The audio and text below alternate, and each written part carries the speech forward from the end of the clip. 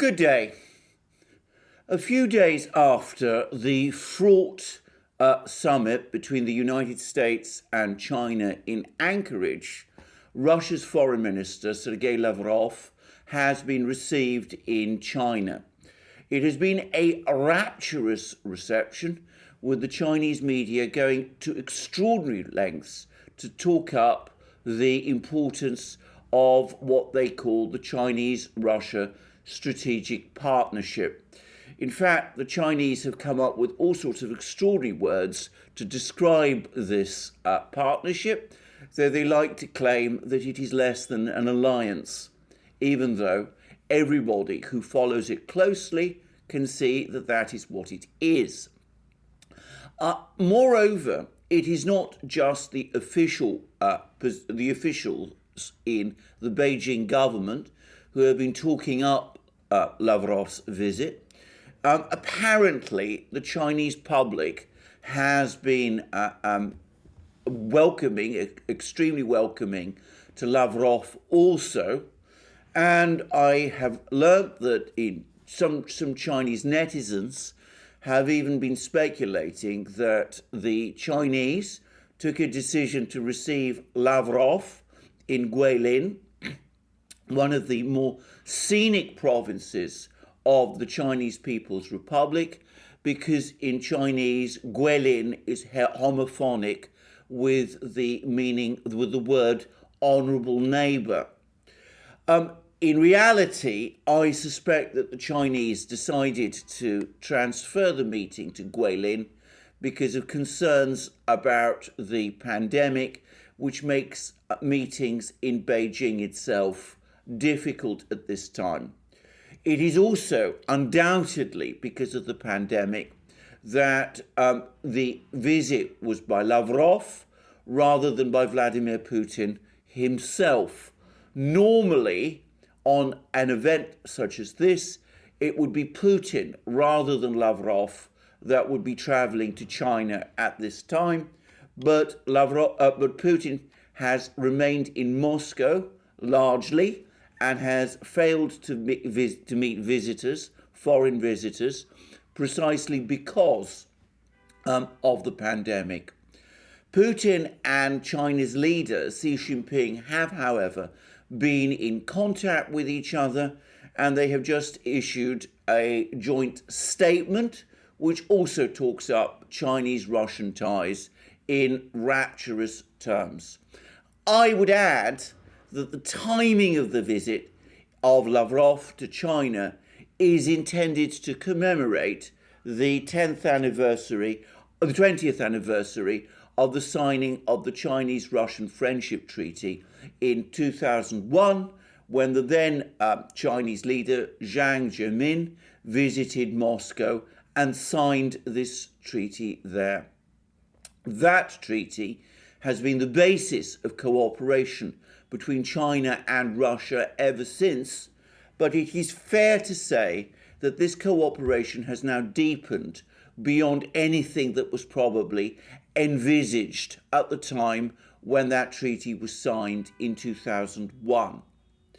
Now, the Chinese and the Russians go to great lengths to say that this friendship between them, which, as I said, they deny is an alliance, but which in all practical terms is one, they go out of their way to deny that it is intended or directed at any other country.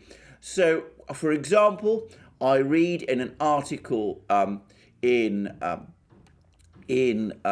Global Times that this is not an alliance and that the Chinese are not intending to treat this as an anti-US alliance in any way, and that the friendship between China and Russia is not intended to be conceived of in that way. The words specifically used are: the development of China-Russia ties does not target any particular country, and the bilateral relationship is open and above board, unlike with the cliques with hidden conspiracies seen in a few other countries.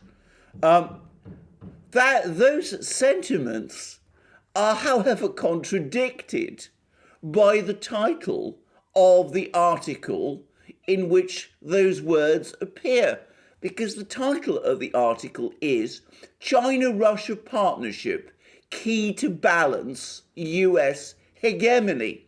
So in the body of the article, they deny it is directed at the United States. In the actual title of the article, they make it pretty obvious that it is.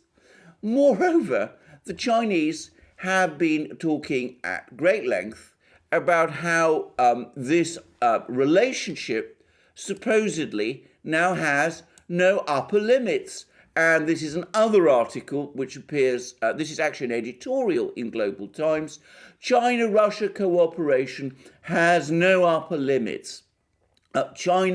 Lavrov said at a press conference, I'm quoting from the article again, is a true strategic partner of Russia. And then the editorial says, to be honest, the title of strategic partner is depreciating in today's world. Even the term ally is depreciating, but China and Russia are worthy of the name of strategic partners. And then it goes on, this editorial goes on to use the current euphemism that the Chinese use in order to describe this relationship. China-Russia comprehensive strategic partnership of cooperation for a new era. Well, that is rather a mouthful, and I will simply refer to it as the strategic partnership, which is to me the only expression that I find capable of using without tripping up on myself. But we read from this editorial that this China-Russia strategic partnership has become the most important diplomatic and strategic asset of China and Russia, respectively, and has supported the two countries to confront external challenges back to back. The two societies have felt the strategic benefits. The concept of shared commitments to everlasting peace and win-win cooperation between the two countries has been deeply rooted in the hearts of the people, and the areas of cooperation between the two countries have been expanding. And then the editorial goes into great length about how China-Russia trade has now exceeded $100 billion for the third consecutive year. It's almost reached $200 billion, by the way. How Russia now exports 83.57 million tons of oil to China in 2020, and that's almost as much as Saudi Arabia exports and will no doubt soon exceed it. How China has become the biggest export market for Russia's agricultural products. How China and Russia's relationship, which, as I say, is a non-alliance, supports both countries, and the contrast, and now again I'm quoting from this editorial, with the way Washington dominates all relations between the US and its allies, forcing its allies too often. The US also dragged allies into wars from time to time, or led them to the disaster of terrorism. So it's all friendships between Russia and China, and again, I read from the article, this will also make the forces attempting to attack China and Russia daunted. China and Russia do not intend to form a military alliance. If any country threatens or attacks either China or Russia militarily, it needs to consider the realistic risk of how the other country would react. Both China and Russia are strong powers. Their comprehensive strategic partnership of coordination for a new era has ruled out any possibility of any external forces militarily crushing either of them. So you see, on the one hand, it is not an alliance. That's what Global Times says. But in reality, it is, because if either country is attacked, the other country will come to its rescue. That is an alliance, even if the Chinese and the Russians prefer to claim otherwise. Now, there are, of course, some concerns, and Global Times talks about them.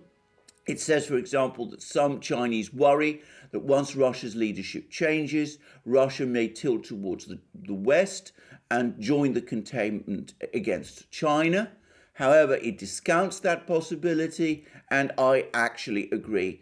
It goes on to say, and I think this is a point which the US perhaps ought to take note about, that that Russia is too big for the West to handle, and Russia no longer holds the illusion of integrating into the West.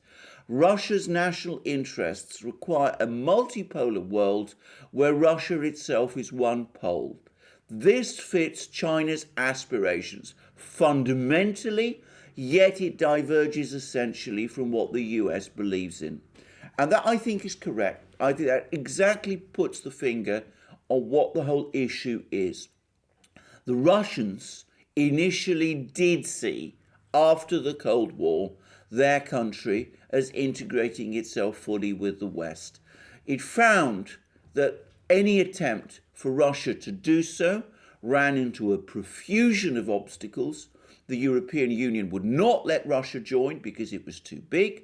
NATO would not let Russia join because it was too big.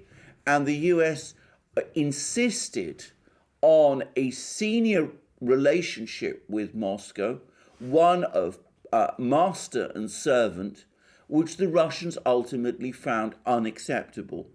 The Russians also found that the US attempted to micromanage their economic and political policies in ways that were unacceptable to Russia, and which, as Russians only too well remember, led to an economic crash in the 1990s, from which Russia has still to fully recover from.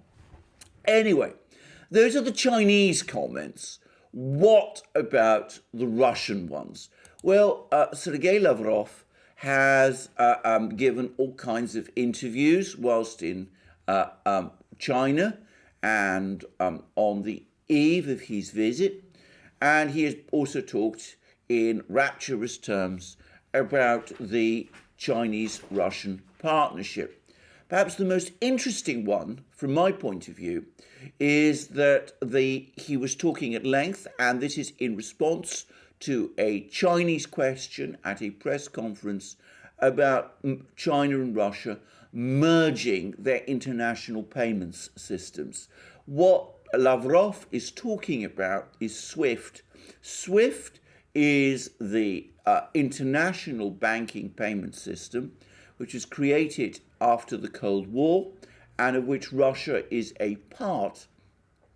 Over the course of the sanctions era, which began in 2014, the Russians have constantly faced the risk of being disconnected from SWIFT, which until recently was the payment system used by Russian banks to make transfers of payments, not just internationally, but also to each other.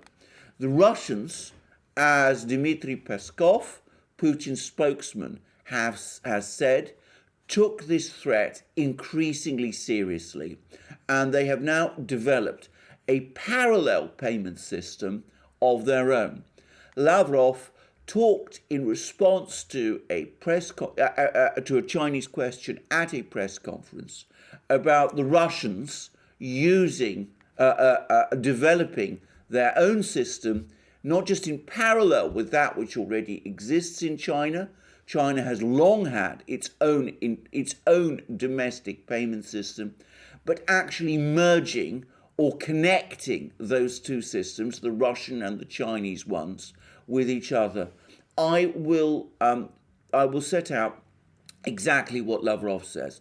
So the question from a Chinese media outlet was as follows: how does Russia plan on moving away from using international payment systems controlled by the West? Are there any specific agreements with China to create a common system as opposed to the Western ones? What can it be based on? Russia's Mir card or China's Union Pay system? And then Sergey Lavrov replied, the work has been underway for quite a long time now in different areas. We have our own financial messaging system. The respective financial departments of Russia and China plan to expand its use. For many years now, we have been trying to transfer trade to settlements in national currencies. There's a corresponding mechanism which is quite effective. We are switching to the national currency in our trade with other partners, major partners. It is imperative for our time. The people behind the global monetary system suddenly decided they were unhappy with the way other countries, in particular China, are using this system. China is beating the West at its own game. Hence the reaction of the United States. Wang Yi covered this in detail. You cannot do global business by means of ultimatums and sanctions or force other countries to behave as expected of them. We have a proverb, you can't force your love on another person. Unfortunately, the United States has not learned this and is acting from the opposite position. I'm convinced that China and Russia will do their best to ensure their safety and protection against the threats coming from the states that are unfriendly towards our respective countries. This also applies to ways of conducting trade, mutual settlements, and everything else that makes us stronger.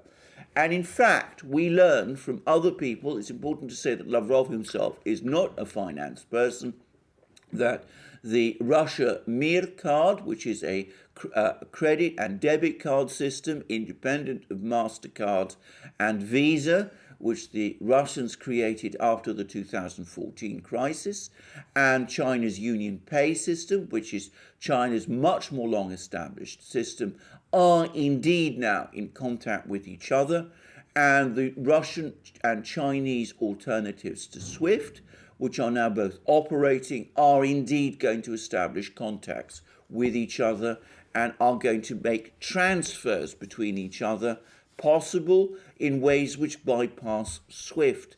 I would add that Iran has also been debating entering into this interbank payment system, this Russian-Chinese interbank payment system, the alternative to SWIFT also.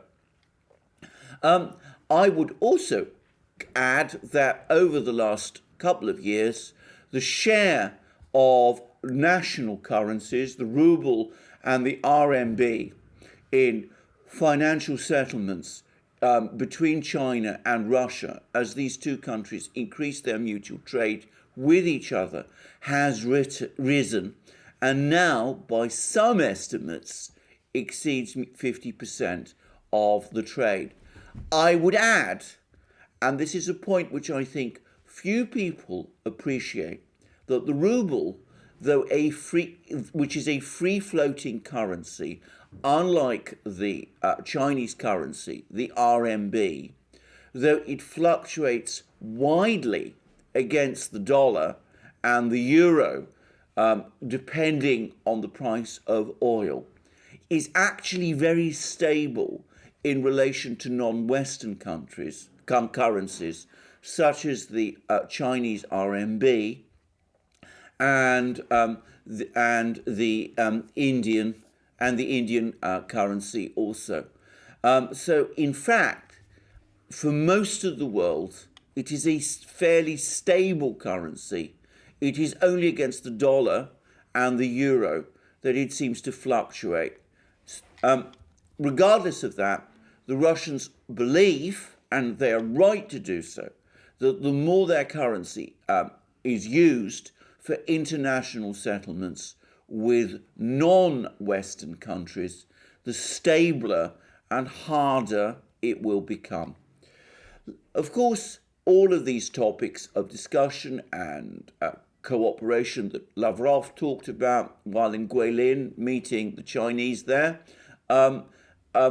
cover only a part of their relationship. Shortly before Lavrov came, for example, to China, the Chinese and the Russians announced their intention of working towards setting up a joint base on the moon, which in effect means increasing cooperation between their two space programs. There's also, as we know, extensive military, intelligence, and diplomatic cooperation. And from what we learn from all the various talks and discussions that are taking place, this is going to be enhanced even further. The Russians, who are ahead of China in certain important areas of military technology, have, as Putin confirmed about a year ago, helped the Chinese to create their strategic early warning system. And there is no doubt that the Chinese, who are ahead of the Russians in other fields, have been helping the Russians also. So we are looking at a very extensive relationship between China and Russia.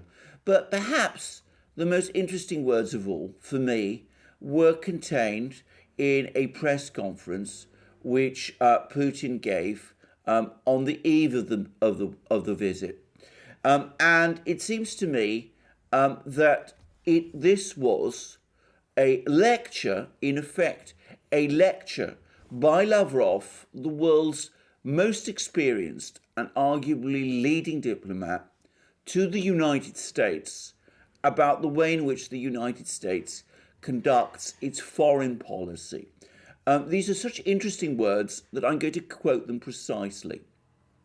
And this, as I said, comes from an interview Lavrov gave to the Chinese media before he actually travelled to China. I consider sanctions to be the main tool used in the international arena, not just by the United States, but the entire West. As a matter of fact, they, the West, have largely lost the skill of classical diplomacy.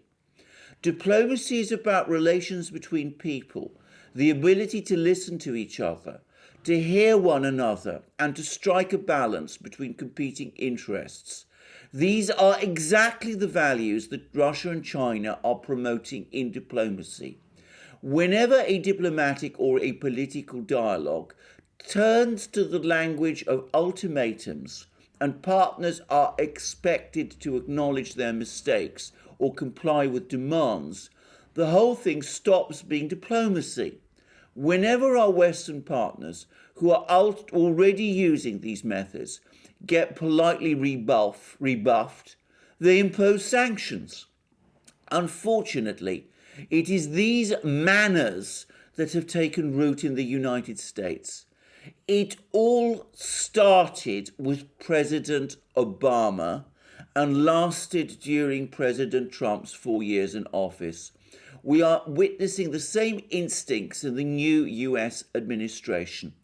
Nothing good will ever come of sanctions, which we can see in the case of the EU, which followed the same path and imposed sanctions on Russia under a far-fetched pretext, accusing us of things that have never been proved. Not a single piece of evidence has ever been provided. That is, as I said, a lesson the world's most experienced and skilled diplomat has given to the US and to the Europeans. There's been much debate recently, both in the United States and in the European Union, about how the West is losing Russia, how Russia is drifting ever closer towards China. The author of that bizarre document, the longer telegram, this strange document that was published by the Atlantic Council, which spoke at length, extraordinary length, about how China is now the great challenge of the West, and how it has been a great geostrategic mistake by US administrations, previous US administrations, to let Russia drift into China's orbit. That article, that long document, goes at extraordinary length to discuss the imperative need to rebalance relations with Russia in order to detach Russia from China. Similar things have been said by French President Emmanuel Macron and by other Western leaders, including various political figures, especially in Germany. But the reason that Russia has drifted ever closer towards China and has now formed what, as I have illustrated in this program, is to all intents and purposes a comprehensive military alliance with China, even though for all sorts of reasons the Chinese and the Russians decline to use that simple word. If that has happened, it is because the West and the United States first and foremost, but the Europeans to a great extent also, have lost the skill of classical diplomacy. That is what Lavrov is telling them. He is telling them that if you come along and try to dictate positions to us, and then when we say no, however politely, you respond by imposing sanctions upon us, then you're going to drive us away. We are going to look for other friends, and in China, we have found them. And as a result, we have developed our relations with China beyond any position of mere friendship into this extraordinary grand strategic partnership for a strategic coordination for a new era, as the Chinese like to call it. It is the West that has created this situation. Russia and China would have become, I think, friends anyway after the Cold War, because it was in their joint interests that they would become so. Allies, to the extent that they now are, was not something that necessarily would have happened. It has now happened, and in my opinion, as Global Times says, it is irreversible because the West never worked out how to handle Russia, always finding the country too big and too powerful and too independent-minded to control, which is all that the United States seems to understand how to do. So there we are, a Chinese-Russian alliance in all but name, which gives the Chinese that sense of overwhelming confidence and overwhelming power that they now have, and gave them that confidence to answer back so strongly towards the United States in Anchorage. Obviously, it is the growth of the Chinese economy to the point where it now exceeds the US in manufacturing capacity and in trade, in heavy goods, which has been the major game changer over the last 30 years. But the importance of China's alliance with Russia cannot be underestimated. It gives China geostrategic reach, extending Chinese power via Russia all the way to Europe, and as the author of the longer telegram grudgingly admitted, secures China's northern border, allowing China to focus its energies on the Pacific region, where it is now in direct opposition and challenge to the United States. It also gives China access to Russia's massive natural resources, its oil, its gas, its strategic metals, its trade routes, and of course to Russia's many areas of advanced technology. It also gives the Chinese, for example, abilities to develop their own gas turbine industries, which have been underdeveloped by comparison with Russia's, and also to forge ahead with their space program and to now consider seriously the option of establishing a permanent manned base on the moon. For the Russians, it gives the Russians enormous leverage. It means that Russia can make decisions relating to crises like the one in Ukraine, in the knowledge that any attempt by the West to isolate Russia is going to fail, because Russia has the world's biggest manufacturing economy at its back. It no longer feels under the same pressure that it would otherwise do. And of course, a canny diplomat like Lavrov cannot have failed to notice the way in which the alliance with China is improving Russia's diplomatic leverage with the West.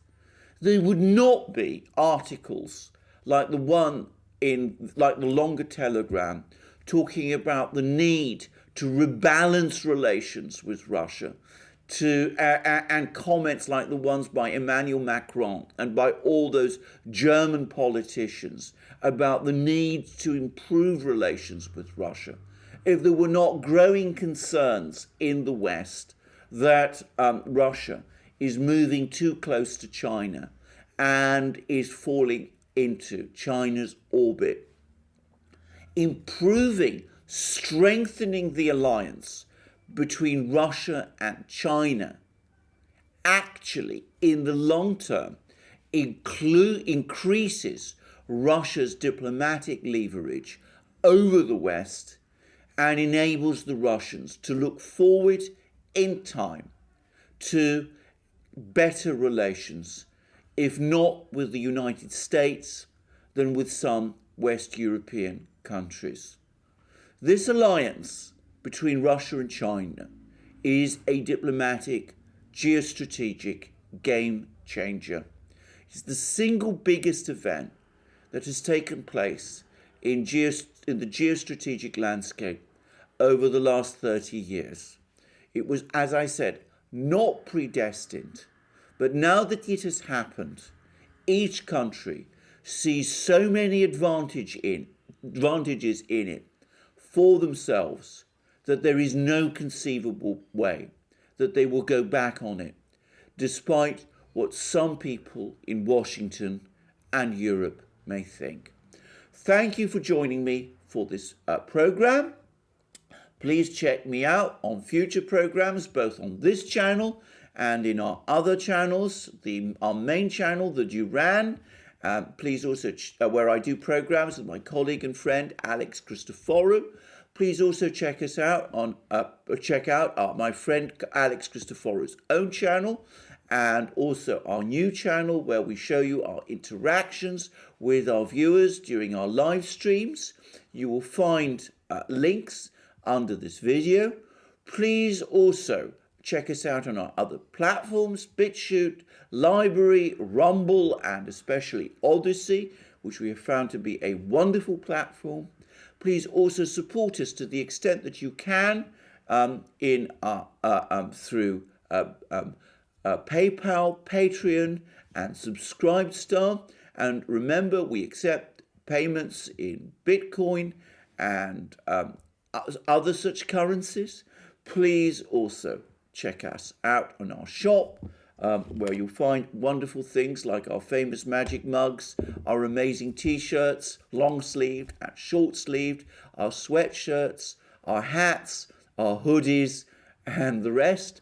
And please also look up our Discord server. And I look forward to you joining me in my next broadcast on this channel, and please check your subscription. Thank you very much and have a wonderful day.